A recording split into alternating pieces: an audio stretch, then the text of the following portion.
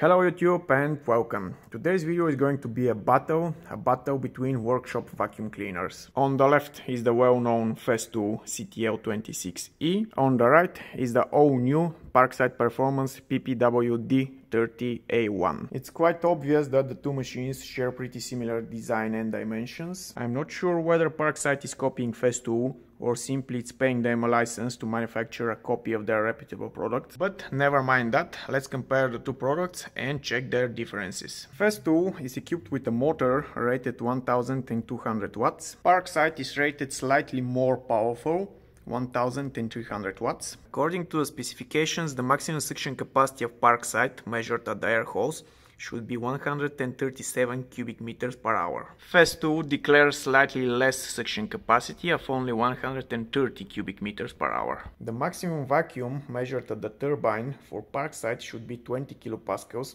versus 24 kilopascals for Festool. Again, according to the specifications, Parkside should have a gross capacity of 30 liters and a net capacity of 18. Festool specifies only one digit, 26 liters. Both machines have caster wheels on the front. On Parkside you can block separately each one of them. Festool undergo a different blocking approach with some sort of an elevated stand. Both machines have motor protection when using them for wet vacuuming. Those over here are the terminals going to the motor head. Same terminals on Festool. And over there you can see the two water sensing terminals. We have the same terminals on Festool. As it goes for the rear wheels, on Festool they're solid plastic, while on Parkside they're rubberized. That's why they so easily attract dust and small debris. I'm sure you already saw it, but both machines come with convenient power cord holder. Somehow I forgot to mention the weight of the two machines. According to the label, Parkside is 15.8 kilograms. Again, according to the label, Festool is only 13. Both machines come with one receptacle for automatically powering your tools. On Festool, the maximum power consumption is 2400 watts. On Parkside, the maximum power consumption is 2150 watts. The vacuum cleaners share pretty similar design of the control panel with 3-position main switch, manual, off and auto, and simple airflow regulator. Both machines have storage space for the vacuum hose. Both hoses are anti-static. Both vacuum cleaners have receptacles for storage boxes.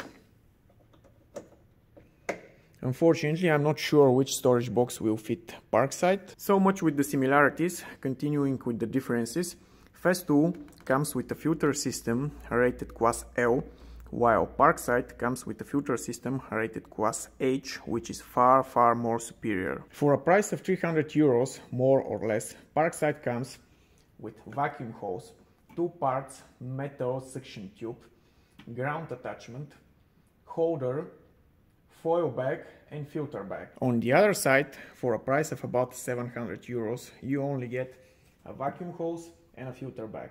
Shame on you, Festool. I know your tools are expensive, but this is really lame. Of course, I have to admit that the quality of the materials used in Festool is better, but Parkside is not far behind. Not to mention that the machine has Bluetooth and Wi-Fi connectivity, USB-C charging port, and an automatic start when using it with cordless ready-to-connect tools. I'll tell you more on that later. Festool has all of these features, but you have to buy them separately, and believe me, they're expensive. Being a workshop vacuum cleaner, Parkside comes with a semi-automatic filter cleaning system. The user has to follow the pictogram over here and press this lever to start the process. On the other hand, Festool offers an automatic filter cleaning system, but the model I have does not support it.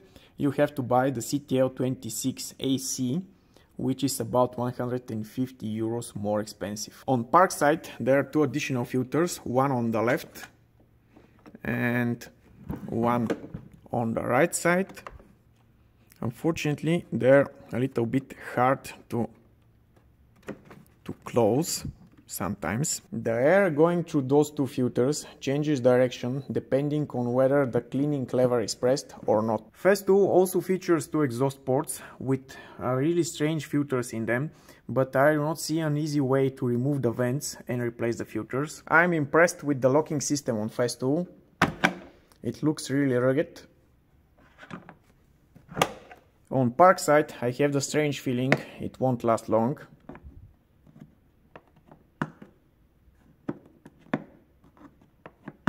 Those are the two motor heads from underside. Festool is using one really nice rubberized isolation strip, while the isolation strip on Parkside, well, I'm pretty sure it won't last long. On Festool it's super easy to remove the main filter.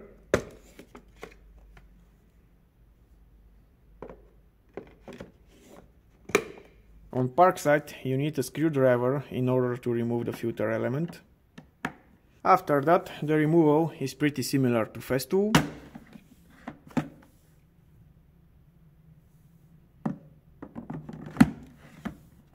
As it goes for the two filters, they are absolutely the same in size.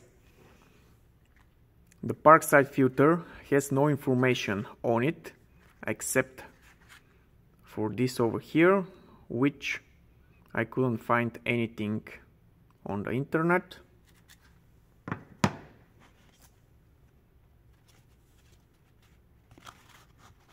The Festool filter, you can see CleanTech. The filter on Parkside feels a lot heavier, probably due to the bigger filtration class, I don't know. This is what you can find after completely disassembling the Parkside vacuum cleaner. Believe me, the disassembly is a real nightmare. The vacuum cleaner is equipped with a brushed motor.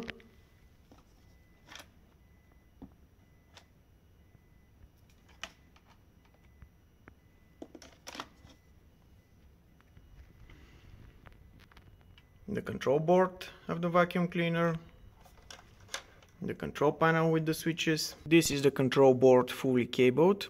I really hope those cables and tiny cable shoes can withstand the 2 kilowatts power consumption. The Bluetooth and the Wi-Fi module. Here we have one really tiny pressure sensor. And this is what's inside Festool.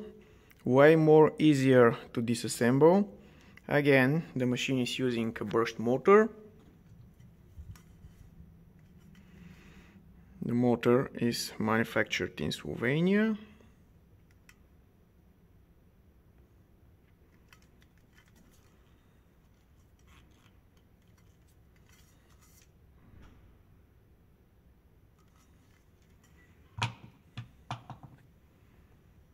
The control board of the vacuum cleaner.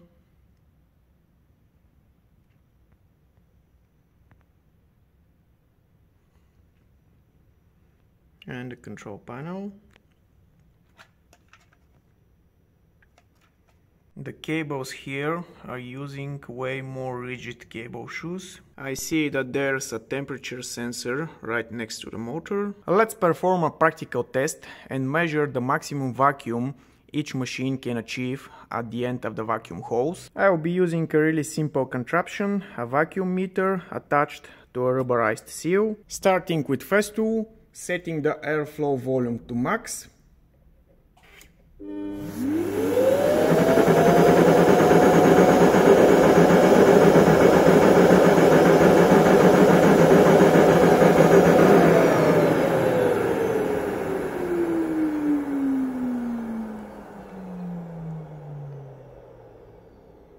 About minus 25 kilopascals. Exactly as advertised in the specifications. Continuing with Parkside, again setting the airflow volume to max.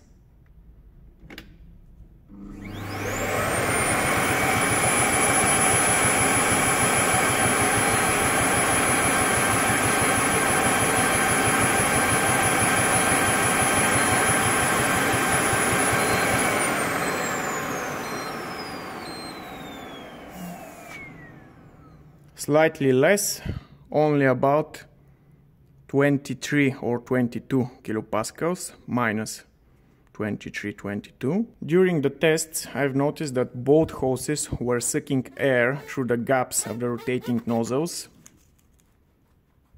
meaning that if the vacuum is measured directly on the turbines, it will be even bigger. Let's measure the sound levels the two machines produce, only with the vacuum hoses attached.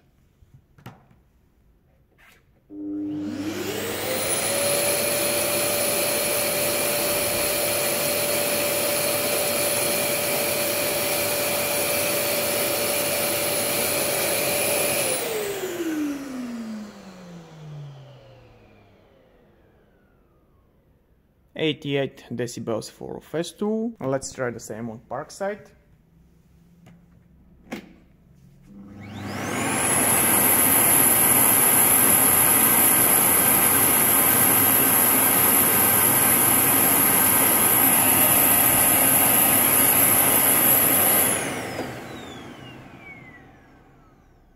A lot noisier. 95 decibels, 94. Using another silly contraption and this Festool professional airflow meter, I will measure the airflow of the two vacuum cleaners. Festool is reporting the information directly to my smartphone. The airflow volume is set on max, starting with Festool.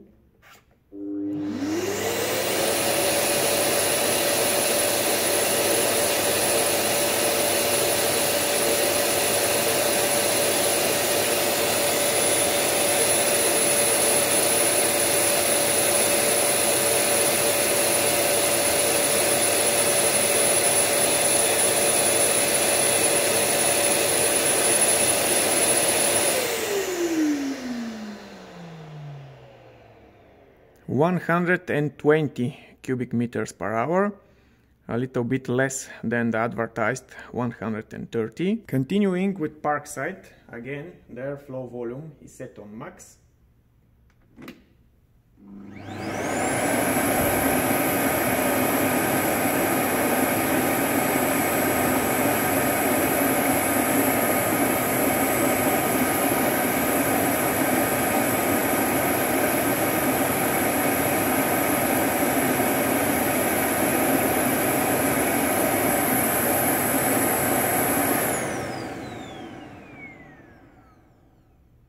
144 cubic meters per hour, a little bit more than Festool.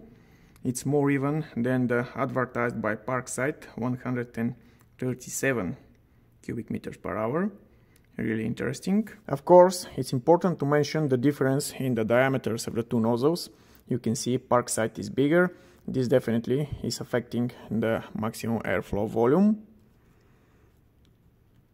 The nozzle of Festool is also rubberized. I don't know the exact reason for that. Let's do one more test using this 2 meters long acrylic tube. Inside the acrylic tube I'll be sucking this self-made plunger. It consists of metallic nuts for counterweight and a ping pong ball for guidance. The weight of the plunger was carefully selected after numerous tests. This metallic plate will be the launch pad for the plunger and its bumper stop when it begins to fall. Each vacuum hose will be perfectly sealed to the acrylic tube.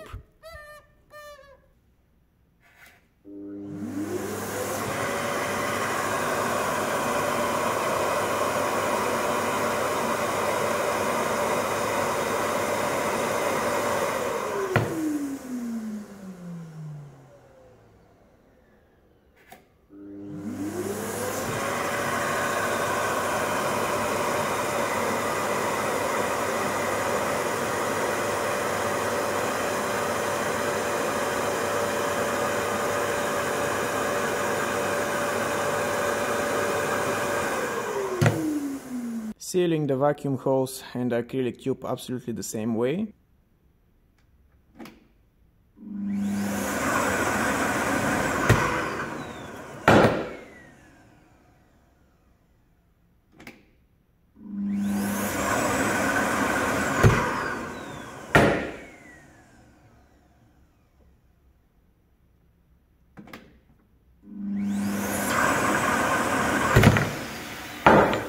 After this last test, I can definitely say that Parkside has greater suction power. And this most likely is due to the bigger diameter of the suction nozzle and the higher airflow volume. During this final test, I found out that the vacuum hose of Festool is way more flexible and easier to operate with. Please note that during all my tests, the machines were working only with their main filters.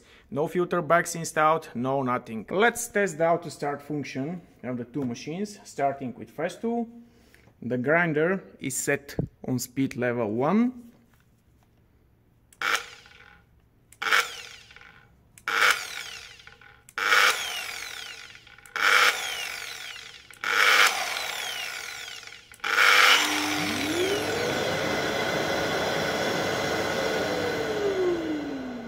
Parkside, again, speed level 1.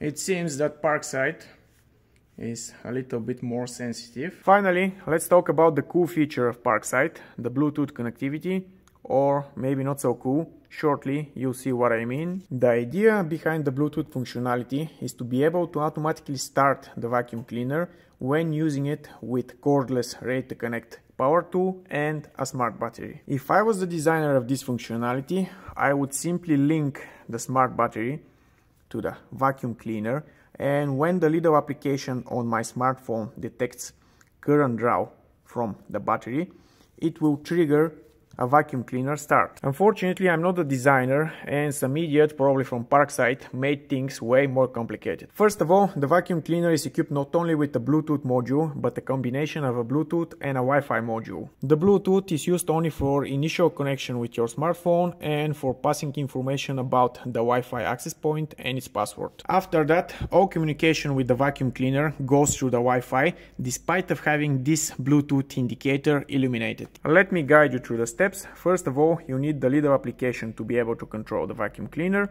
You cannot control it with the Parkside application yet. I really hope in the near future it will be upgraded. Enable the Bluetooth on your smartphone. Switch the vacuum cleaner to auto. Press and hold the Bluetooth button until the indicator starts flashing. Open the little application. Press plus, then add device. And voila, the application detected the vacuum cleaner. Here you will be asked information about the Wi-Fi access point. Remember, the module inside the vacuum cleaner supports only 2.4 GHz access points. Enter the password, press next. You have to wait a little bit.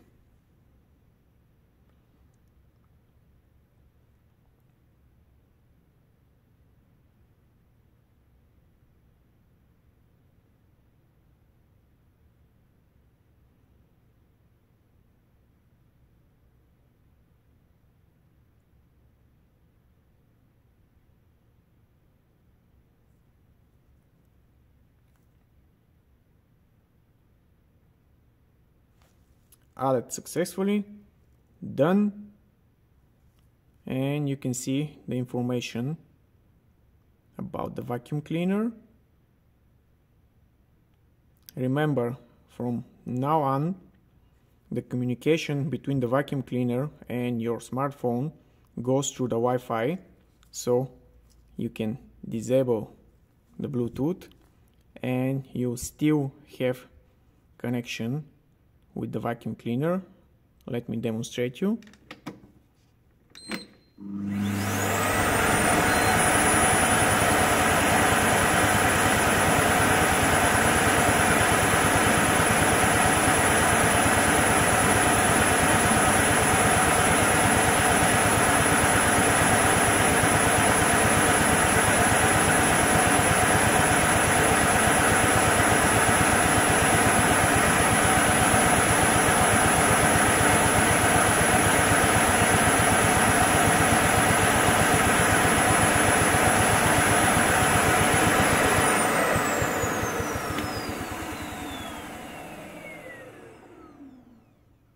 The refresh rate is a little bit slow, but let's try again.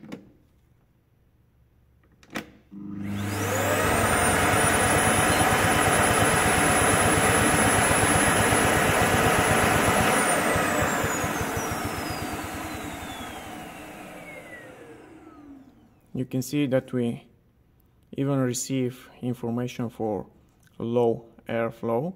This is because the cap over here.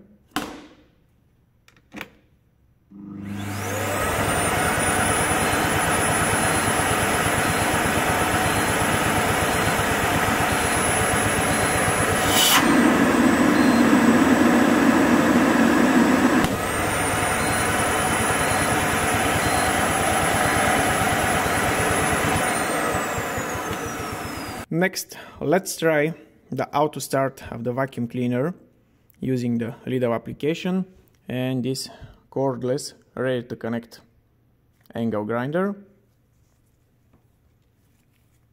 equipped with a smart battery.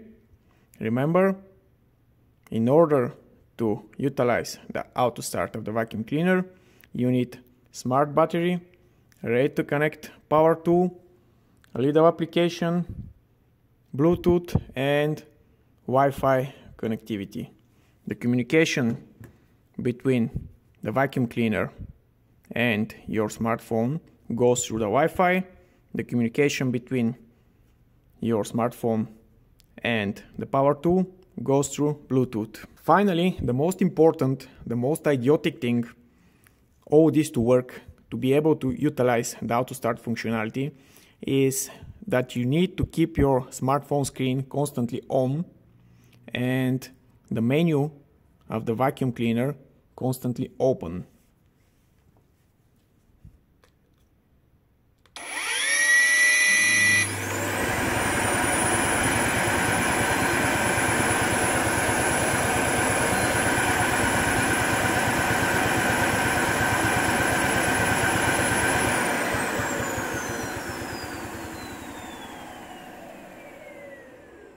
There's a turn-off delay, which unfortunately cannot be made less than 5 seconds, which is a little bit annoying.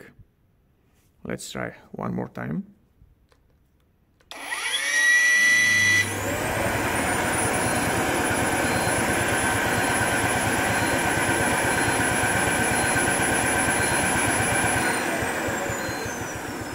Let me demonstrate you what idiots work at Parkside.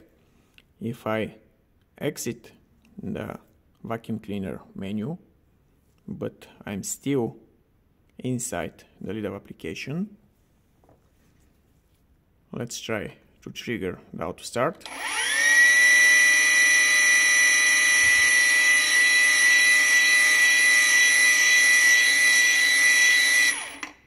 Nothing, nada, but if I press here,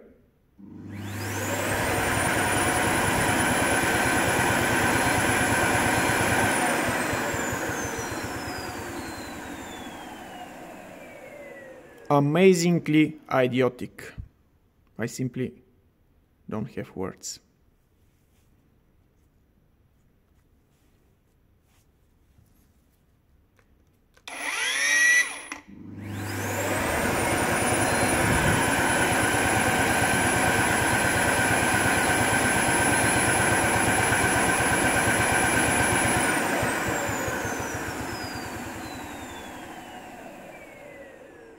Let's try something else.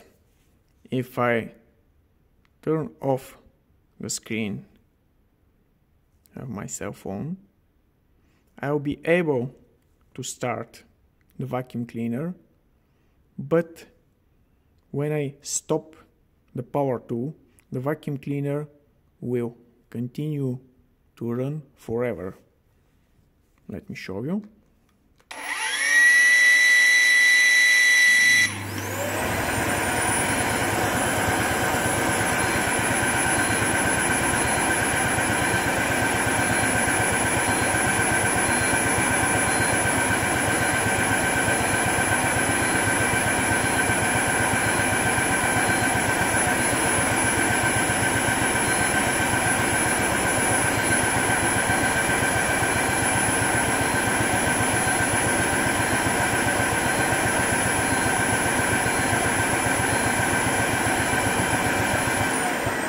At the end of the video, what more can I say? Well, for 1/3 of the price of a Festool, you get better filtration class, more suction power, more accessories, longer warranty. Of course, you also get a pathetic excuse for a Bluetooth connectivity, cheaper plastics, noisier motor, and lack of service repair, only unit replacement if available. Well, we all know there's no complete happiness. That's it, guys. I think I've managed to cover everything about those two vacuum cleaners. The video turned out to be quite long, but I really hope you enjoyed it. Bye and see you soon.